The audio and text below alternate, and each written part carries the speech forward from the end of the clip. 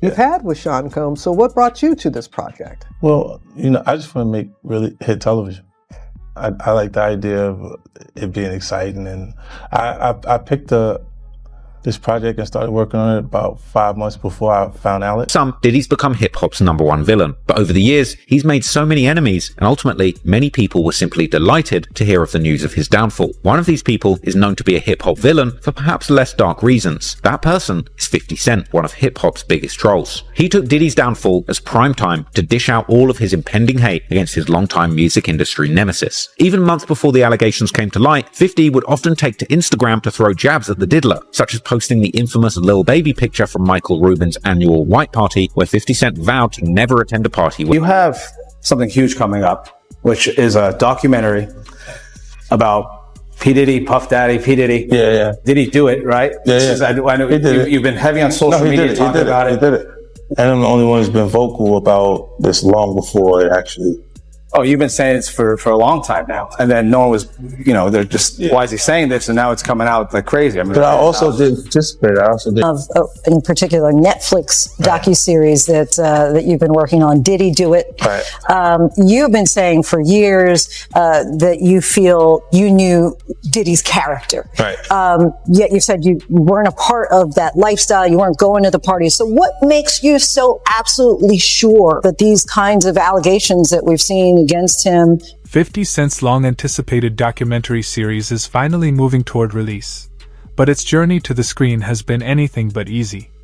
Built around the storm of controversy surrounding music mogul Sean Diddy Combs, the project has reportedly run into serious pushback from influential industry players who would rather see it buried than exposed.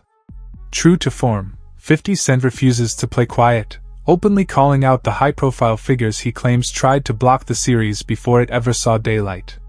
The long-simmering tension between Curtis, 50 Cent, Jackson and Diddy has now exploded into full public view, fueled by years of rivalry, pointed social media shots, and unapologetic commentary. What began as competition evolved into a very public power struggle, now crystallized in a Netflix-bound series determined to spotlight moments many would prefer forgotten. From alleged betrayals to behind-the-scenes maneuvering, the pressure hasn't slowed him down, and in his latest remarks, 50 Cent makes it clear this confrontation is still unfolding, and he has no intention of backing off. Well, Puffy, I know you're not really tapped in, but what the last thing I saw was like a guy there. He was like, "Yo," he like pushed me into the truck. It really hurt, and he sodomized me. Like he sodomized me. I was like, "Yo, I could find other things to do for money." Did you see the video? I could find other things to do for money, but I'm not sure I can say that for money. How much is this guy trying to get? I don't know. Like it's a simple suit situation, but it's like 20 mil. I can say it. You still had the blackest face out. Yes. You still had to mimic his voice because he's like, but his voice wasn't even that different. And a little deeper. I was like, almost like, no, that's you, young buck. Yo, I almost felt like it was him. I almost knew who it was. You know what I mean? I was like, nah. Yo, you can't say that dudes are having other dudes, bro. That might come for you. You say sweet love. Yeah, you gotta say make sweet love. That's young buck breaking right there. Make sweet love. There's rules to rap beef now, bro. Not in your day. Well, I'm saying like, God, man, why is your homeboy so close to you when you come out of there? Look like you guys just made sweet love. I'm gonna say sweet love instead of anything that says. To me, that's better because they're gonna try to make it something else. You know what I mean? Yeah, that was smart. Like I didn't think about that. I say things to the borderline, like, I'm like, oh my God, you're in trouble. You? Like, all the time. Because I just say. Nah, but you got close when he offered to take you shopping. Yeah, you see, Meek is in the same shirt. He's out there in the same shirt. This is not This is really I'm just saying. No, stop it. You set that up. Look, you set that up. He's in the same shirt. What do you mean he's in the same shirt? I obviously was not offended by what I was offended by. This is what I'm saying, bro. Like you go, I'm like, nah, it was odd. Like, this is some of the things that people say. Like, girls, guys may say to a girl, let me take a shot. See? Damn, they found it that quick. What do you think's happening in the middle? I don't know what's going on. Wow, they Like, found Kendrick and Wifey. that's You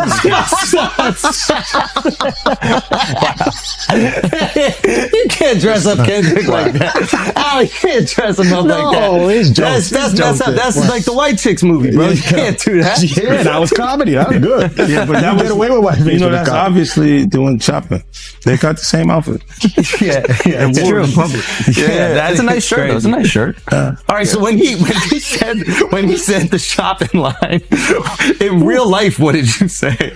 I said, let me get away from him. Because he was like, yo, you hot now. Now we gotta hang out now. Like, like hang out. Yeah. He said, I don't know, maybe I take you shopping and I get you some flash and you could give me the hood. And I was looking and I was like, let me just move away from him because I'm gonna mess up the wedding. I always say to myself, because It was someone's wedding? it was Chris Lighty's wedding. It was in Miami. Nori's there. Nori knows this because I looked at him like, yo. You heard what he just said, right? He's like, yo, certain things they let it go by because it's Puff. Like they would look, like he would say stuff, and it's like he wasn't like in the closet, he was like in the hallway. Now you see so much that you go, wait. No, this was visible. He was in the hallway. We saw the video. Yeah, We saw that video. It comes out later. You're like, that's not the closet. That's the hallway. He didn't give a fuck. Like, you could tell that he was already. Nah, New York is dope. Because when Fab, he was like, yo, Fab, we ain't party. Fab was like, nah, we partying tonight. He's like, no, like, but he didn't party. Yeah. And I'm like, yo, they let that one go? Like, I had to say something about it later because I was like, oh, it was What did it feel like all these years? You being the only one calling this out? I look like I've been the crazy guy for a long They time. said you're a hater. They said You're a you're hater. crazy. You do this. Yeah, and now everybody's complaining. My ass hurting. It's all is coming. 50, you can't make jokes about it. No. The internet might come for you, bro. All I'm saying It is might come from you you. see it now. All of these complaints. People were damned. They were raped and pillaged. This was what was going on. Right? And what do I get for I went through years of a hater. You're a hater. You want this and that. I'm just watching. Like, I look at things and go, when you see the new lawsuit coming with Jay, the part with Jay, I go, oh, shoot. Like, I think about it, I go, that had to be there. So when I was saying that he was missing, he just wasn't actively being out there because they was dealing with that. Wait, do you think there's truth to the Jay thing? There's no way. Know. Like that, look, what's like if you say, I have this thing where I'm conflicted when it takes you 20 years to remember. After a damning surveillance video showed Diddy his ex, a documentary is closer to becoming a reality. Now let's bring in TMC's Michael Babcock. Good morning to you, Michael. Morning, guys. How are you? We're doing all right. So tell us what's going on with this. We understand rapper 50 Cent has been shopping this around. Yeah, and you know what? I think a lot of people thought that 50 was just trolling, and if anyone follows 50 on Twitter or Instagram, he's no stranger to that. He definitely, engages in trolling and makes a lot of jokes. So when he had, repeatedly taken shot after shot after shot at Diddy and then said, hey, I'm working on a documentary, I think a lot of people thought that he was just joking around. It turns out he's not. So this is actually a real project that's being made under his G-Unit movie and TV studio, and he's made a bunch of really successful projects under that banner.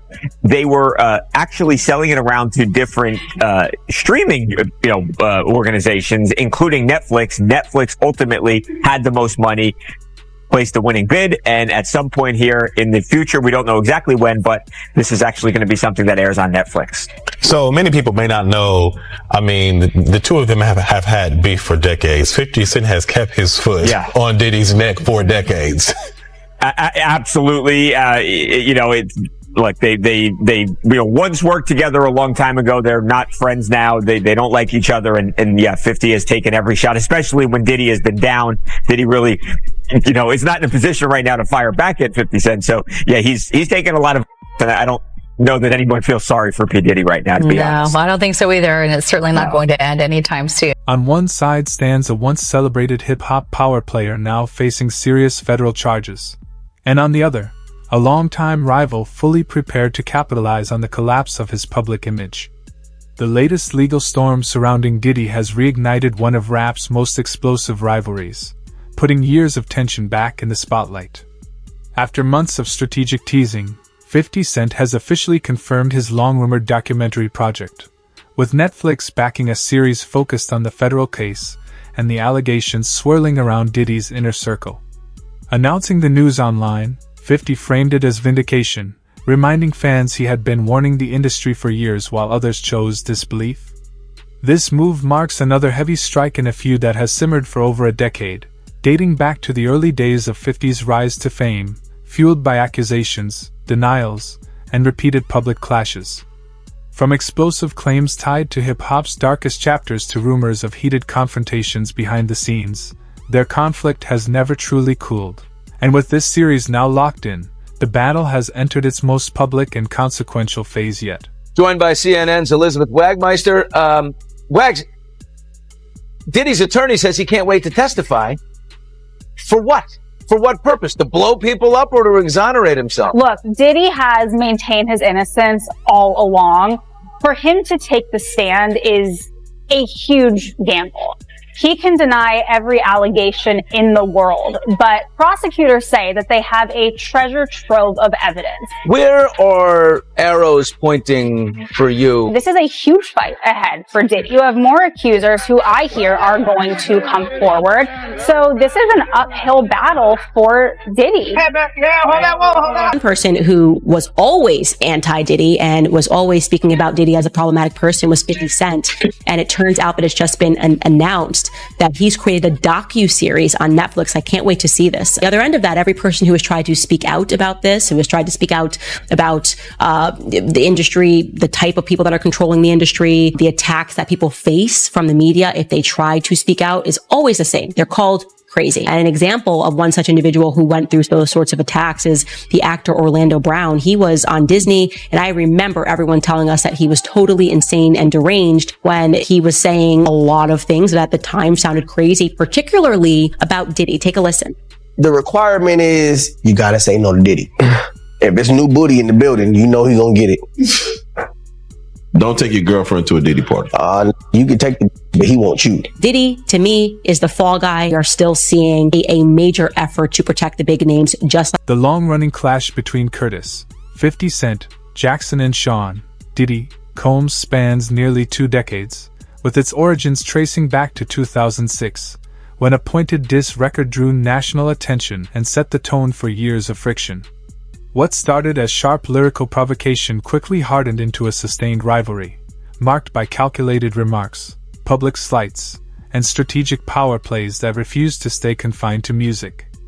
As time passed, the tension expanded beyond the booth, morphing into a relentless cycle of claims, denials, and headline-grabbing moments that kept the industry watching.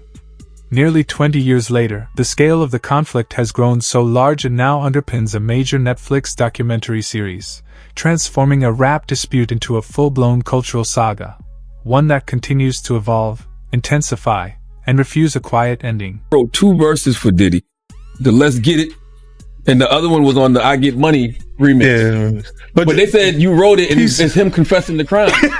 Did you see this? No, Did you see man, the meme? Look at the meme. Look at the DA. I ain't tell him to say that. And then this one.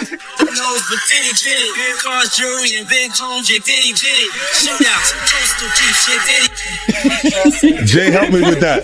Jay helped me with that. Jay helped me with that. Jay did that part right there. When he said, cut it out, man. Shootouts, coast to beat. I wasn't around, but I was like East Coast, West Coast. That was it. And then Keefy D comes out and says, I'm not involved in this. There's so many rappers who actually warned us about Diddy and what he was up to. 50 Cent is one of them. He's regularly trolled Diddy. He's regularly put up clips like this, Donald Trump. Puffy, you stupid. I told you stop f***ing with R. Kelly. I said grab them in the don't kidnap the They raided your see, I got a courtesy call when they raided my house. And now it turns out that he was right. This is not a shock to anybody. He's continuing to troll Diddy. A photo of him and Drew Barrymore saying he doesn't have 1,000 bottles of baby oil. This is part of the freak-off parties that Diddy used to have, the contents of which I can't actually explain here because I don't want to get the channel banned, but they're awful. You can read the indictment yourself. Yeah, the trolling will continue. Why you have 1,000 bottles of baby oil? Do I even want to know?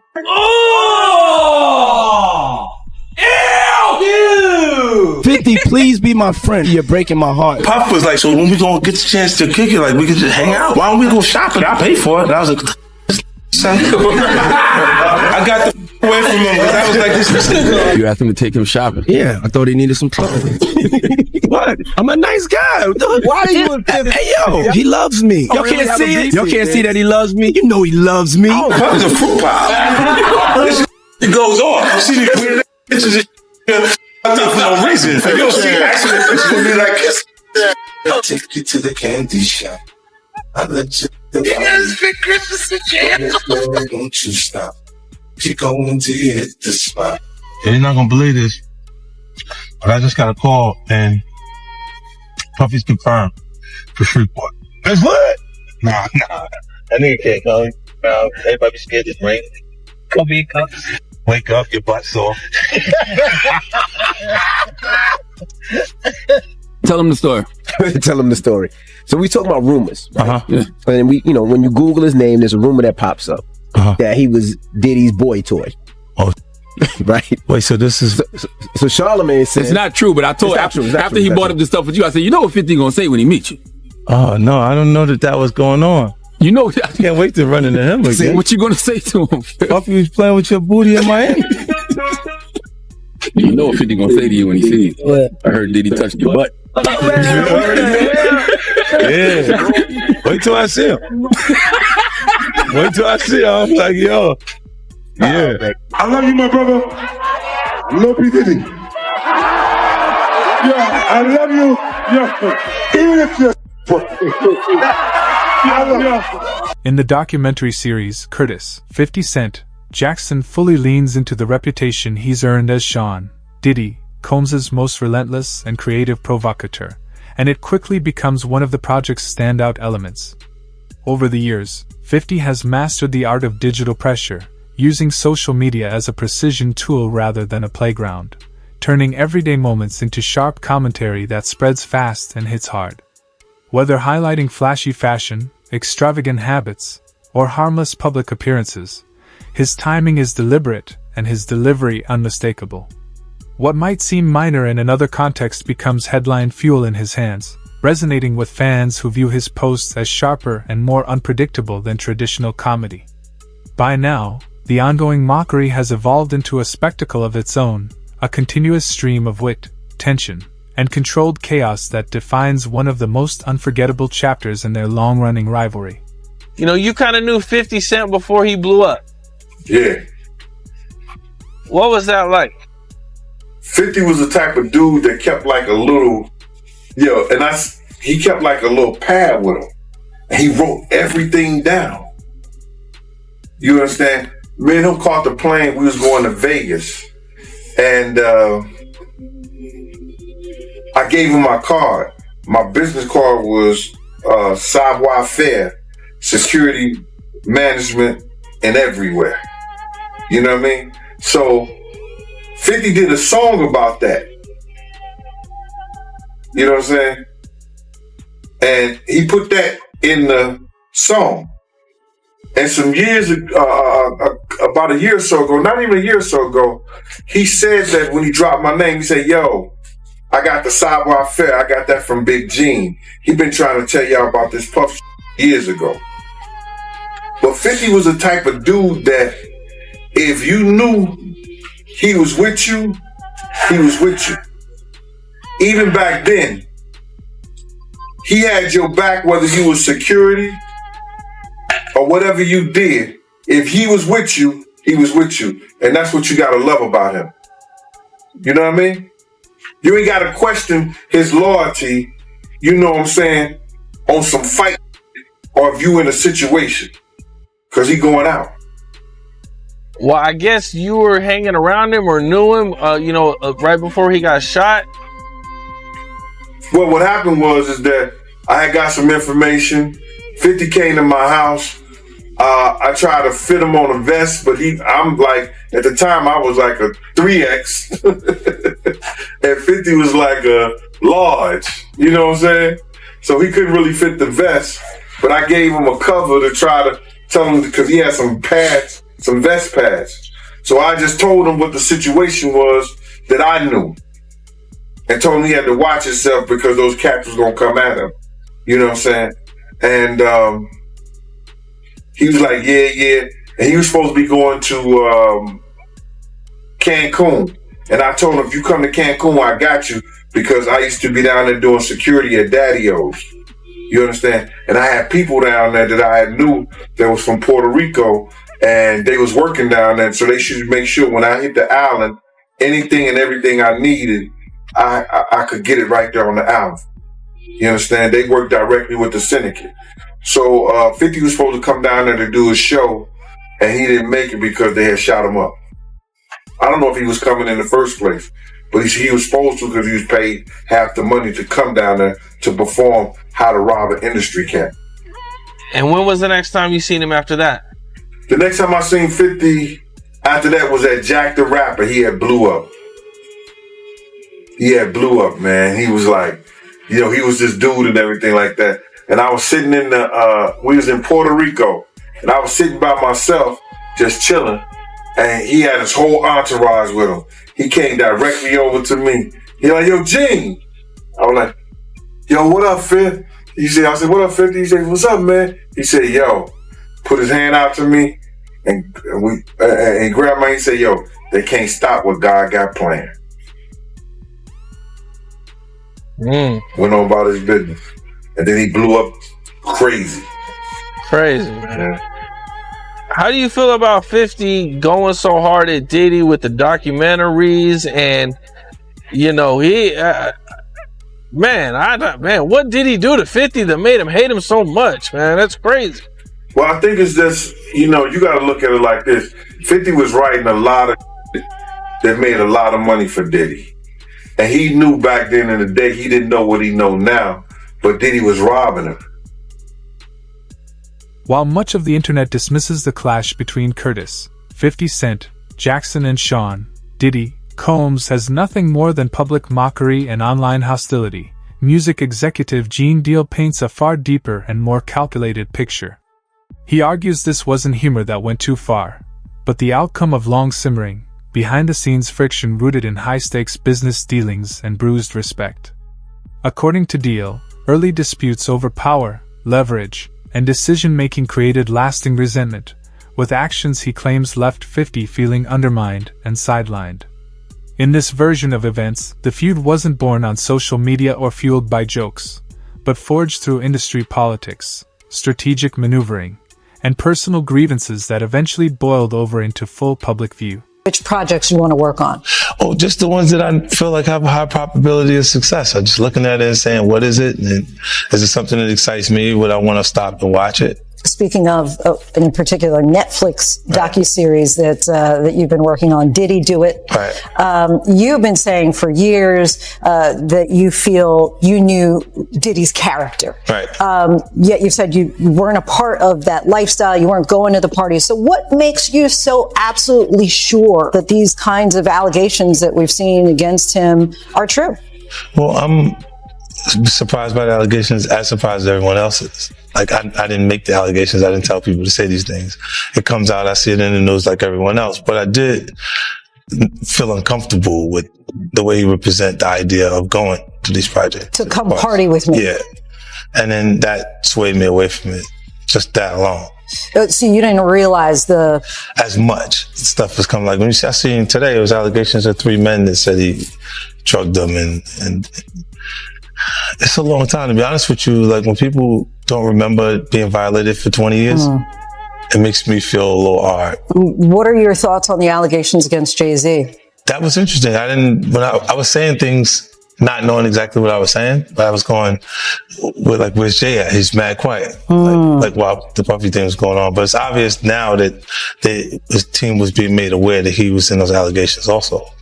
So I hope it works out, because with his family, the things that go on internally is something huge coming up, which is a documentary about P. Diddy, Puff Daddy, P. Diddy. Yeah. Did he do it, right? Yeah. I know you've been heavy on social media talking about it. He did it. And I'm the only one who's been vocal about this long before it actually. Oh, you've been saying this for a long time now. And then no one was they're just, why is he saying this? And now it's coming out like crazy. I mean, but I also didn't participate. I also didn't go to those parties. Yeah. So a lot of the celebrity culture that you don't hear saying anything is because they participated to a degree. But was there a reason you never went to those parties back in the day? Obviously, I know what's going on there, but is there a reason you never did? I'm just not with all that freaky. All of the stuff that he's doing, I'm not into that type of stuff. I'm just a little more, maybe you could say basic or normal.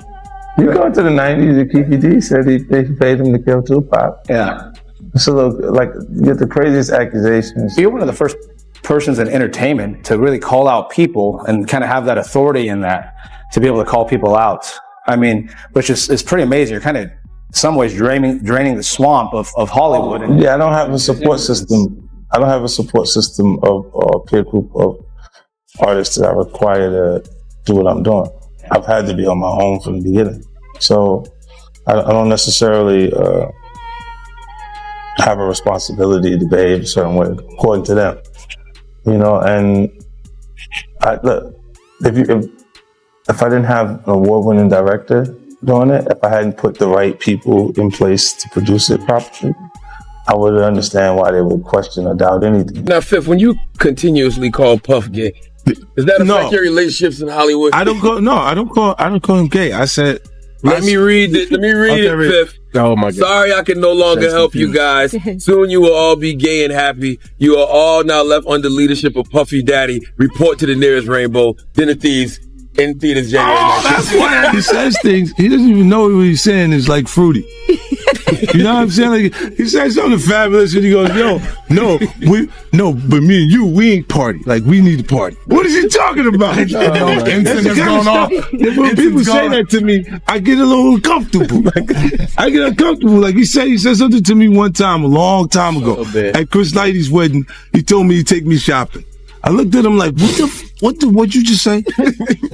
Let me move, man, before I do something. You're gonna make me mess up the wedding. Oh, that's a nice gesture. Let me get out of No, dude, take me. That's what a guy says to a girl. 50 Cent sells Diddy doc to Netflix after bidding war. Hey, I'm gonna put it like this. I'm gonna watch it. I think it's something that we all should watch, And look, it's something that there are reasons why the industry is so quiet. In a recent sit-down with ABC News, Curtis, 50 Cent, Jackson offered fresh insight into his highly anticipated documentary, a project aimed at pulling back the curtain on the controversies surrounding embattled music mogul Sean Diddy Combs, now facing intense legal scrutiny.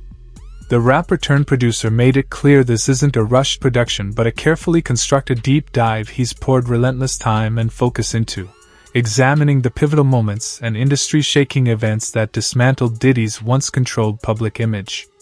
With unmistakable confidence, 50 hinted at what's coming: exclusive conversations, unseen material, and revelations designed to spark renewed debate across music and media. His message was direct and unapologetic. This isn't just a documentary, it's a strategic exposé built to connect hidden threads and present a version of the story many believe was never meant to surface. The latest in the lawsuit against Jay-Z, accusing him and Sean Diddy Combs of a 13-year-old girl at a party. A federal judge ruling the woman alleging the attack can remain anonymous. Morgan Norwood has the details. Morgan, good morning. Whit, good morning. From the moment this case was filed, Jay-Z's legal team fought to get it dismissed, arguing that the woman accusing him must reveal her name. But this morning, a judge ruling she doesn't have to, at least for now. The judge also had some sharp words for its lawyers, calling them out for their aggressive filings and personal attacks and asking them to tone it down. This morning, a legal victory for the woman who is suing Jay-Z for allegedly her when she was 13. A federal judge ruling the woman can proceed with the case while remaining anonymous, at least for now. But the judge also chastising the lawyers representing Jay-Z, accusing them of trying to fast-track the judicial process by repeatedly filing motions to reveal the identity of the Jane Doe to have the case dismissed. The judge writing in a 5-page brief that the Carter's lawyers' relentless filing of combative motions containing inflammatory language and ad hominem attacks is inappropriate, a waste of judicial resources, and a tactic unlikely to benefit his client. The court will not fast-track the judicial process merely because the counsel demands it. This latest legal twist coming after the recently filed civil lawsuit by Jane Doe, claiming that Jay-Z, whose real name is Sean Carter, and P. Diddy, drugged and a 13-year-old girl at an after party after the MTV Music Awards in 2000 while an unnamed celebrity watched. Jay-Z has vehemently denied all the allegations, putting out this statement 2 weeks ago, writing in part, "This is a blackmail attempt." The multi-platinum artist, who was 30 at the time, now a business mogul with decades of hits to his name, with songs like Run This Town. We are, yeah, I said it, we are. This is Rock Nation, pledge your allegiance. His attorneys have denied everything about Jane Doe's account and pointed to some alleged inconsistencies in her story. It's not just that this story is a lie and that it's not true. It's provably, demonstrably false. This never happened. The judge writing that while Jane Doe can remain anonymous for now, she may be required to reveal her identity at a later date to allow Jay-Z's lawyers to collect facts necessary to prepare for trial. Oftentimes, when someone is accused of a crime like this, the accuser doesn't want to be named. And if they are forced to be named, we have seen certain people decide to drop the lawsuit altogether.